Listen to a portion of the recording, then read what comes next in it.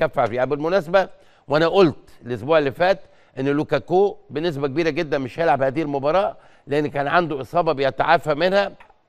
له اسمه كبير جدا، وانا عايزكم تفهموني في اللي هقوله.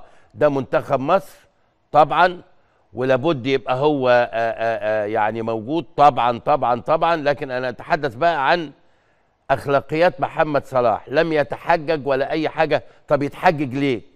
لان هذه المباراه زي ما قلت على كف عفريت. يعني ايه؟ يعني لا قدر الله لا قدر الله، الف بعد الشر وان شاء الله مش هيحصل، تيجي نتيجه تقيله. صورته هو ايه؟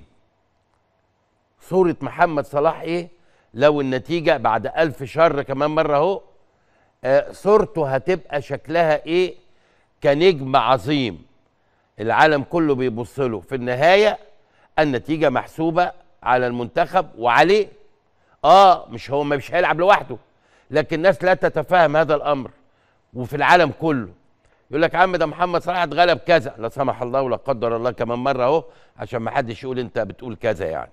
فده محمد صلاح نجم النجوم، ومع هذا لا قال رجلي ولا اجهاد ولا ولا مي ولا الكلام ده كله. لا، الراجل جه في ثانيه بعد اخر مباراه لعبت، راح المعسكر بتاعهم في دبي، جه جري على هنا، موجود، اجتمع باللعيبه يكلمهم عن اهميه المباراه، وهو يعلم كويس قوي انها مباراه عصيبه لان كل اللعيبه اللي قدامه دول تقريبا معظمهم لعبوا قدامه، وعارف امكانيات كل اللعيبه دي، وفي مقدمهم طبعا دي بروين والمجموعه دي كلها يعني.